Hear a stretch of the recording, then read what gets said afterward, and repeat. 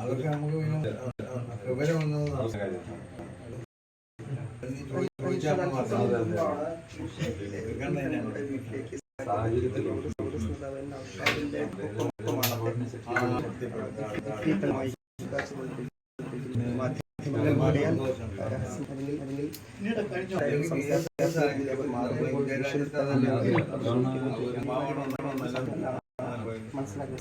സന്ദീപ്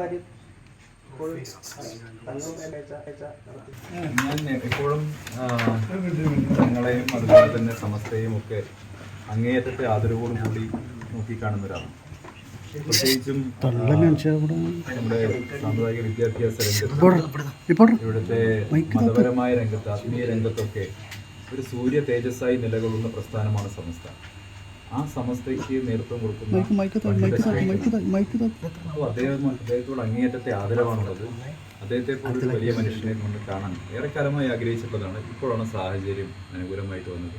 അദ്ദേഹത്തെ കാണാൻ സാധിച്ചു, അദ്ദേഹത്തിൻ്റെ സ്നേഹം അനുഭവിക്കാൻ സാധിക്കുന്നു. വലിയ സന്തോഷം. തീർച്ചയായിട്ടും സമസ്തയുടെ സംഭാവനകൾ അത് കേരളത്തിൻ്റെ സ്വർണ്ണലിപികൾ രേഖപ്പെടുത്തുന്നതാണ്. അതുകൊണ്ട് തീർച്ചയായിട്ടും ആ ഒരു ആദരവ് കൂടിയാണ് ഞാനിവിടെ അർപ്പിക്കുന്നത്. വലിയ സന്തോഷമുണ്ട്. ഇന്നിവിടെ വരാൻ കഴിഞ്ഞതിലും തങ്ങളെ കാണാൻ സാധിച്ചതൊക്കെ വലിയ സന്തോഷമുണ്ട്. തീർച്ചയായിട്ടും അദ്ദേഹത്തിൻ്റെ അനുഗ്രഹം എനിക്ക് മുന്നോട്ടുള്ള പ്രയാണത്തിൽ തീർച്ചയായിട്ടും ആവശ്യമുണ്ട്. അത് ഗുണകരമായിട്ട് വരും. സാദിഖലി ശിഹാബ്ദങ്ങളെ കണ്ടതുമായി ബന്ധപ്പെട്ട് മുഖ്യമന്ത്രി വലിയ വിമർശനം ഉന്നയിക്കുന്നുണ്ട്. അതിന് പിന്നാലെയാണ് ഈ കൂടിക്കാഴ്ച. നോക്കൂ, നമ്മൾ കേരളത്തിലെ ഈ വിവിധ സോഷ്യൽ സെഗ്മെൻറ്റുകളിൽ കേരളത്തെ നയിക്കുന്ന ആളുകളാണ് ഇവരൊക്കെ.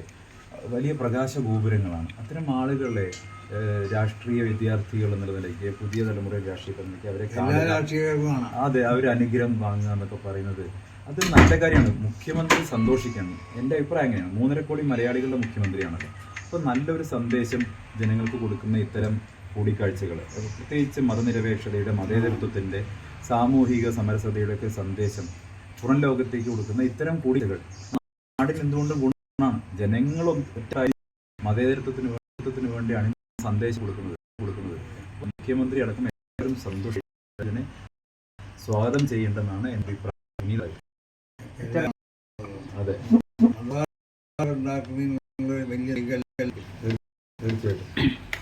കേരളത്തിന് എപ്പോഴും എല്ലാ രാഷ്ട്രീയ പാർട്ടികളും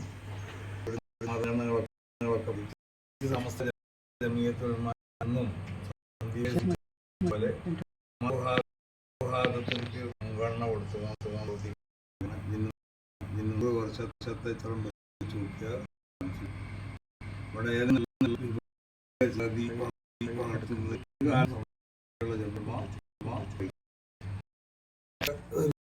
വളരെ തുറന്നൊരു പുസ്തകമാണ് സമസ്ത കേരള ജമീയത്തുലമയുടെ തുറന്നത്. രാഷ്ട്രീയ പാർട്ടികളും എല്ലാവരും അംഗീകരിക്കപ്പെടുന്ന നയങ്ങൾ നിലപാടാണ് സമസ്ത കേരള ജമീയത്തുലമ. അപ്പം അത് ഇവിടെ ഊട്ടി വെക്കാനാവുന്ന മാർഗങ്ങളുണ്ടോ അതൊക്കെ സ്വീകരിക്കാറ്. അതിൻ്റെ ഒരു ഭാഗമാണ് എന്നെ കാണുക എന്ന് പറഞ്ഞത്. സാധിക്കാതെ തങ്ങളെ കാണുക അതൊക്കെ പറഞ്ഞു. നിന്ന് വന്ന ആളെന്ന രീതിയിലാണ് സന്ദീപിനെ വിമർശിക്കുന്നത്. ഞങ്ങൾ ബിജെപിന്ന് വരുന്ന ആളുകളൊക്കെ നിലപാട് മാറ്റി വരികയാണ്. അല്ല, അങ്ങനെയല്ല. അത് എന്ന് പറഞ്ഞാൽ ഈ രാഷ്ട്രീയം എന്ന് പറഞ്ഞാൽ ഓരോരുത്തർക്കും ഈ ഇന്ത്യ രാജ്യത്ത് അവരിഷ്ടപ്പെടുന്ന രാഷ്ട്രീയ കക്ഷികളിൽ ആർക്കും ആവാം. അപ്പോൾ സന്ദീപ് മൂപ്പര് അവർ അത് പിന്നെ ബിജെപിയാണ് ഈ ഇന്ത്യ രാജ്യത്തിന് ഗുണം മനസ്സിലാക്കി അതിലായിട്ടുണ്ടാവും. പിന്നെ മൂപ്പര് രാഷ്ട്രീയ പാർട്ടി പ്രവർത്തിക്കുമ്പോൾ ഇന്ന് മാറുക ചിന്താഗതിയൊക്കെ അവരുടെ ചിന്താഗതിയാണ്. അപ്പോൾ നമ്മൾ അങ്ങനെ വരുമ്പോൾ കോൺഗ്രസ് അധികാരത്തെ സ്വീകരിച്ചു. അത് സ്വീകരിക്കേണ്ടതാണ്. അതിൻ്റെ ഒരു ഭാഗമാണ്.